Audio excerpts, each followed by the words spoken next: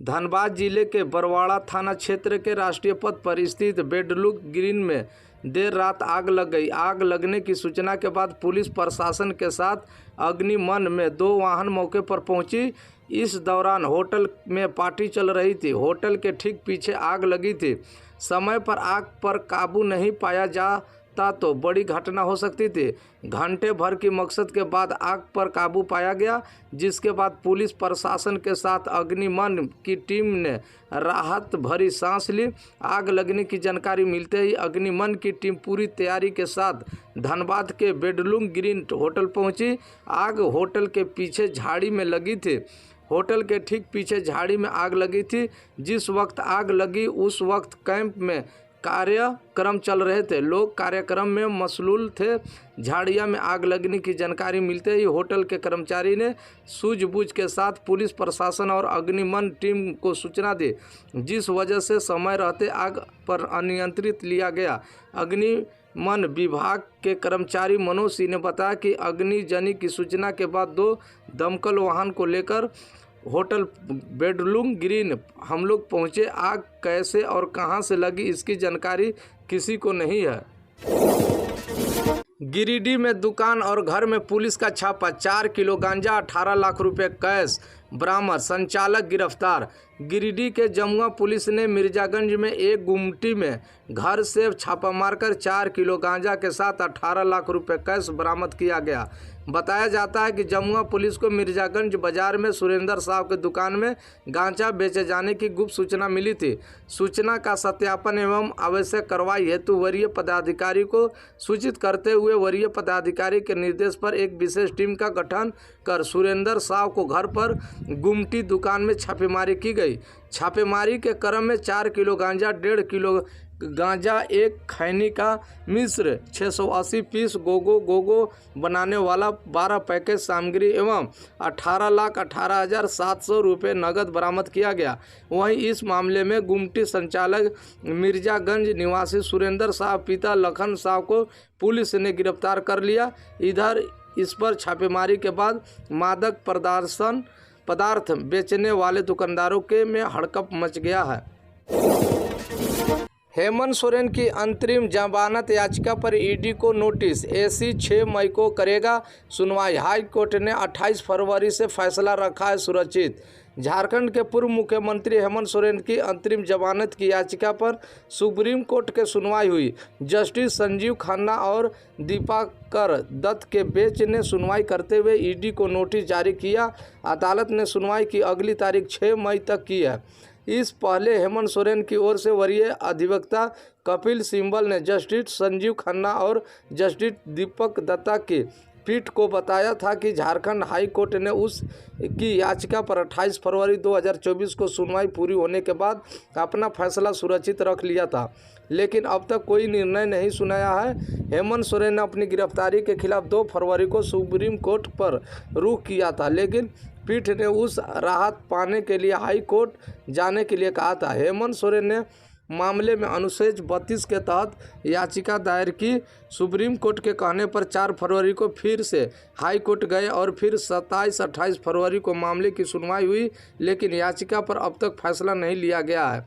पिछली सुनवाई के दौरान सुप्रीम कोर्ट की पीठ के कपिल सिब्बल ने बताया कि हाई कोर्ट का फैसला अब तक नहीं आने से हेमंत सोरेन के समझ सुविधा की स्थिति है, क्योंकि वह कानूनी उपाय के लिए ना तो आगे बढ़ सकते हैं और ना ही पीछे जा सकते हैं।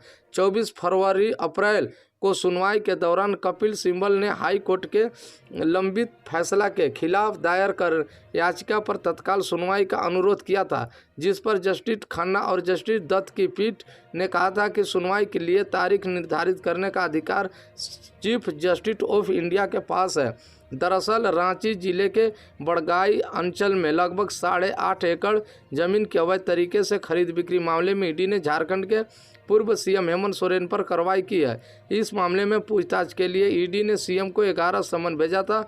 इसके लेवल से 2 समन में उन्होंने ईडी के सवालों में जवाब दिए। 11वें समन पर जवाब तलब के लिए ईडी के अधिकारी 31 जनवरी को उनके आवास पहुंचे। यहां से पूछताछ के बाद उन्हें गिरफ्तार कर लिया गया। इसी कार्रवाई और गिरफ्तारी को उन्होंने कोर्ट में चुनौती दी। सुप्रीम कोर्ट में हाई कोर्ट में लंबित फैसले को लेकर दायर याचिका के अंतरिम हेमंत सोरेन ने 15 अप्रैल को जमानत के लिए हाई कोर्ट में एक अलग याचिका दायर की, जिस पर 16 अप्रैल को सुनवाई और ईडी को जवाब दाखिल करने के लिए 1 हफ्ते का समय दिया गया। इस मामले में दोबारा 23 अप्रैल को सुनवाई हुई। ईडी ने कोर्ट में फिर समय मांगी, जिसके लिए अदालत पर परमिशन दे दिया।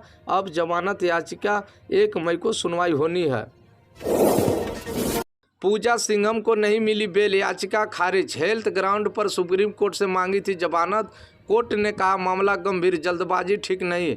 मनी लॉन्ड्रिंग केस में आरोपी झारखंड के आईएएस अधिकारी पूजा सिंघम के दिन जेल में ही कटेंगे, उनके जमानत नहीं मिलेगी। हेल्थ ग्राउंड पर सुप्रीम कोर्ट से बेल देने की गुजारिश की थी, जिस पर आज सुनवाई हुई। सुनवाई के बाद जस्टिस संजीव खन्ना और दीपा कर दत्ता की अदालत ने मामले में असाधारण बताते हुए जमानत देने से इनकार करते हुए झारखंड हाई कोर्ट के आदेश पर हस्तक्षेप करने से मना कर दिया। शीर्षक अदालत ने सुनवाई के दौरान नोट किया कि अभियोजन पक्ष के 17 गवाहों में से 12 से ईडी ने पूछताछ की। वही अदालत ने उम्मीद की है कि जांच एजेंसी जल्द ही इस पूरी को कार्रवाई करेगी खत्म। सुनवाई के दौरान बेंच ने कहा कि अभी जमानत के लिए इंतजार करें, यह कोई असाधारण मामला नहीं है, इसमें कई गंभीर बातें हैं। इस पर याचिका पर हम तत्काल सुनवाई नहीं कर सकते। उम्मीद है कि इस मामले की जांच प्रक्रिया जल्द ही पूरी हो जाएगी। हालांकि अदालत ने कहा कि अगर मामला लंबा चलता है या परिस्थिति में किसी तरह की का कोई दबाव बदलाव होता तो आईएएस पूजा सिंघम अपनी याचिका फिर लगा सकती है।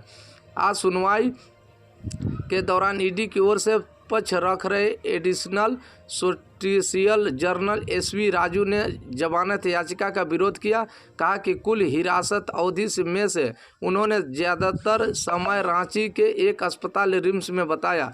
10 फरवरी 2023 को शीर्ष अदालत ने सिंघम को 2 महीने के लिए अंतरिम जमानत दी थी, ताकि वह अपनी बीमारी बेटी की देखभाल कर सके। मनी लॉन्ड्रिंग और उसके अर्जित संपत्ति मामले में पूजा सिंघम 11 मई 2022 से जेल में बंद हैं। ईडी ने मनरेगा घोटाले और मनी लॉन्ड्रिंग मामले में 6 मई को झारखंड के पूजा सिंघम के 20 से अधिक ठिकानों पर छापेमारी की थी, जिसमें 19.31 करोड़ रुपए की बरामदगी हुई। इस मामले में पूजा सिंघम के पति अभिषेक झा के सीए सुमन कुमार को रिमांड पर लिया गया। इसके बाद 11 मई 2022 को पूजा सिंघम को गिरफ्तार कर लिया गया है। गांडे उपचुनाव के लिए कल्पना सोरेन ने किया नॉमिनेशन। सीएम चंपई सोरेन समेत महागठबंधन के कई नेता साथ एनडीए के लिए दिलीप वर्मा से मुकाबला।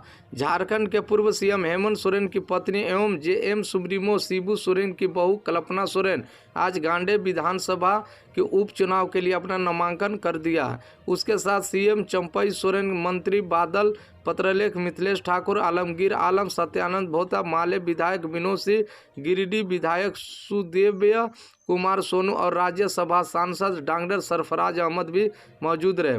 बता दें कि एनडीए की ओर से यहां बीजेपी ने दिलीप वर्मा को कैंडिडेट बनाया है। यहां 20 मई को लोकसभा के 5वें चरण के 7 उपचुनाव के लिए भी मतदान होगा।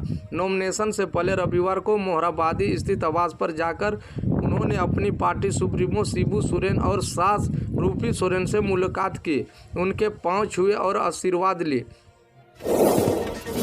मारपीट की घटना में 2 लोग घायल। गढ़वा बंशीधर थाना क्षेत्र के कोलझिकी गांव में आपसी विवाद में बेटा ने अपने बाप को मार पीट कर घायल कर दिया।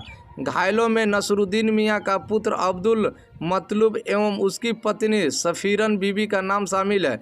इसमें अब्दुल मतलूब को इलाज के लिए गढ़वा सदर अस्पताल में भर्ती किया गया है। घटना के साथ में सफीरन बीबी ने बताया कि उसके घर के पास गोरानी में सेमी लगा हुआ था। इसमें कुसुम बीबी तथा सहरा बीबी ने एक दूसरे में सेमी को तोड़ लिया था। इसी बात को लेकर दोनों में समीकरण बीबी की समझा बुझाकर रही थी। इसी बात से आक्रोश होकर रजब अली, हजरत अली, कुसुम बीबी एवं सहरा बीबी ने मिलकर दोनों पति पत्नी के साथ मारपीट कर दिया। घटना के बाद घायल को इलाज के लिए गढ़वा सदर अस्पताल में भर्ती कराया गया।